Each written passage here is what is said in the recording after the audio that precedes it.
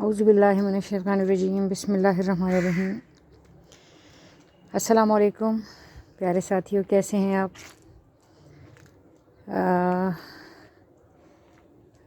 گاؤں ادھر آئی ہوئی ہوں تو ابھی ایک بڑے مزے کا سین دیکھا تو سوچا آپ لوگوں کے ساتھ وہ معاملہ شیئر کروں۔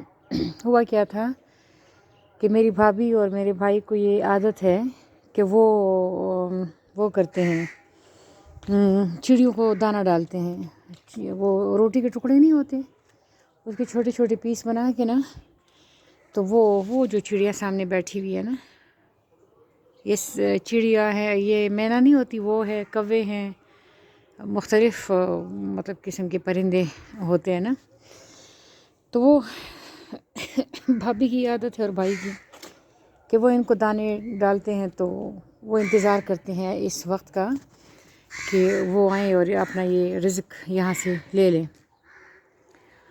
ابھی میں نے دیکھا تو مجھے اچھا لگا یہ منظر۔ میں نے اپنا موبائل اٹھایا اور میں نے سوچا کہ میں ان لوگوں کی نا ویڈیو بناؤں یا آرام سے ان کو واچ کروں۔ نیچے برآمدے میں بیٹھ گئی نا، اچھا انہیں ایک دم سے احساس ہوا کہ کچھ انیوژول ہو رہا ہے، اور یہ وہاں سے اڑ گئی ہیں۔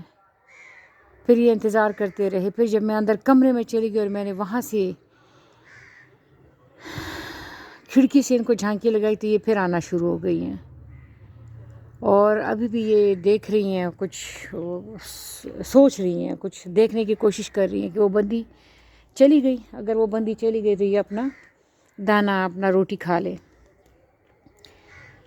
اللہ تعالیٰ قرآن مجید میں فرماتے ہیں واللہ لطیفاً خبیرہ، تیرا رب باریک بین خبردار ہے، تیرا رب باریک بین خبردار ہے۔ ایک جگہ اللہ تعالیٰ فرماتے ہیں میں تو ان خیالوں سے بھی واقف ہوں جو تمہارے دلوں کو چھو کر گزرتے ہیں۔ تو اللہ تعالیٰ بہت زیادہ باریک بینی سے ہر چیز کو دیکھ رہا ہوتا ہے۔ یہ یاد رکھیں کہ جب ہم چیزوں کو باریک بینی سے دیکھتے ہیں نا تو ہماری بچت ہو جاتی ہے۔ وہ رابندر ناتھ ٹیگور کہتے ہیں نا کہ محتاط لوگ کم نقصان اٹھاتے ہیں۔ تو میری کلاس میں پچھلے دن ایک بچی بیٹھی ہوئی تھی، بڑی پیاری سی بچی تھی، اور اس کے ہاتھ بہت زیادہ سجے ہوئے تھے۔ اس کے ہاتھوں پہ مہندی لگی ہوئی تھی، لمبے ناخن، خوبصورت نیل پالش۔ وہ تو میں نے اسے کہا کہ بیٹے تمہاری ماں ہے؟ اس نے کہا ہاں ہے۔ میں نے کہا سگی ہے؟ کہتی ہاں سگی ہے۔ میں نے کہا وہ کچھ نہیں کہتی، یہ تم نے ہاتھوں کو اتنا سجایا ہوا ہے۔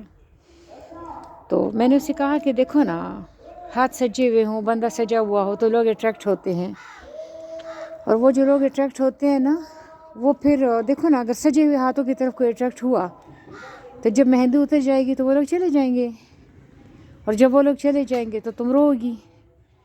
تو وہ لڑکی نا میری اس بات کو سن کے، وہ پہلے سی بچیاں تمہیں پتہ ہے نا کہ بہت زیادہ سینسٹیو ہوتی ہیں، وہ رونا شروع ہو گئی۔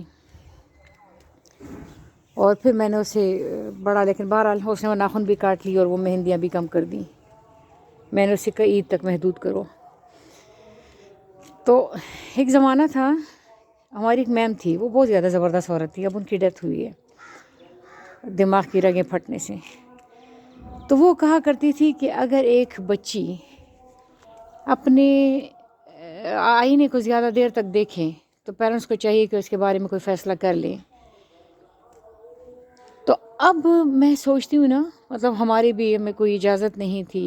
ہمیں ایک دفعہ پھپھو کی بیٹی کی شادی تھی، ہم نے بڑا ناچ گانا سیکھا تھا اس کے لیے، لیکن ہم جب جانے لگے، تیار ہو گئے، ہم نے اچھے کپڑے پہن لیے، ہم سارا تیاری ہماری ہو گئی، تو جب ہم گاڑی میں بیٹھنے لگے تو میری ایک بہن جس کے پاؤں بہت زیادہ خوبصورت تھے اور ابھی بھی ہیں، تو اس نے بڑا پیاری سی سینڈل پہنی ہوئی تھی، وہ ایک اسٹرپ والی، اور نیل پالش لگایا ہوا تھا۔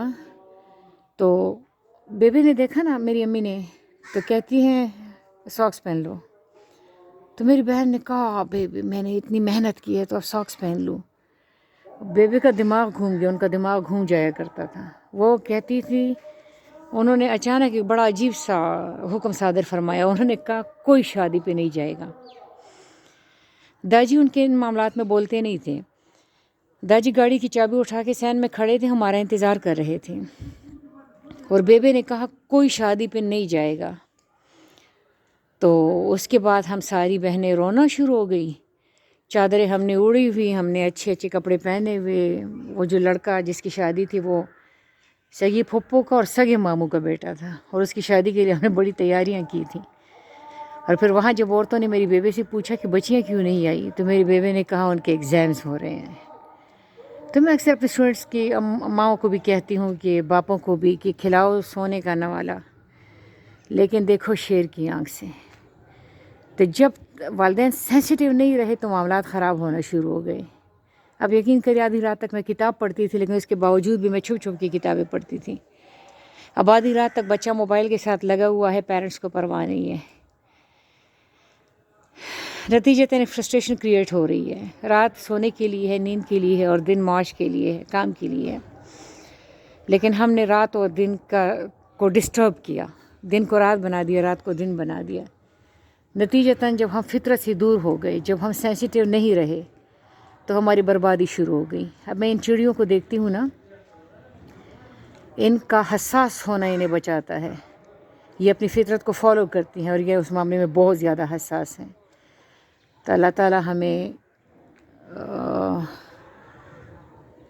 हमें हसास बनाए। अच्छा, आप सोचेंगे ना हसास लोग तो बड़ी मुश्किल ज़िंदगी गुजारते हैं, बहुत मुश्किल ज़िंदगी। मैं ख़ुद हसास हूँ, मेरी ज़िंदगी बहुत मुश्किल है इस मामले में। लेकिन हज़रत अली करमुल्लाह जो फरमाते हैं कि हसास लोग सोसाइटी के कीमती तरीन लोग होते हैं। तो आप सोसाइटी के कीमती तरीन लोग बने। अगर मैं आपके पास आऊँ और किसी आपसे बात करने से पहले मैं अपनी उंगलियों से कड़ाके निकालना शुरू हो जाऊँ, तो आप समझ जाए कि बंदी डर गई है, और अब मैं आपके हाथों में मोम बन गई हूँ। आप चाहे तो मुझे मज़ीद डरा दें, और आप चाहें तो मुझे रिलैक्स कर दें। वो लोग जो हसास होते हैं, उनका सोसाइटी के नफ्स पे हाथ होता है। वही लोग हुक्मरान बनेंगे जो सोसाइटी के नफ्स पे हाथ रखेंगे। अल्लाह ताला आपको खुश रखे, सलामत रखे, आबाद रखे। अल्लाह हाफ़िज़। छोटी सी बात थी, मुझे पता है बहुत कम लोग सुनते हैं। अभी मैं सुनती हूँ ना कि देखती हूँ, तो मैं अपनी बहनों को बता रही थी, मुझे ऐसे लगता है कि दुनिया का सबसे बड़ा मसला हाथों को गोरा करने का तरीक़ा है। तो चलो वो लोग सुनेंगे जो महज हाथों को गोरा करने के पीछे नहीं लगे हुए। बाय।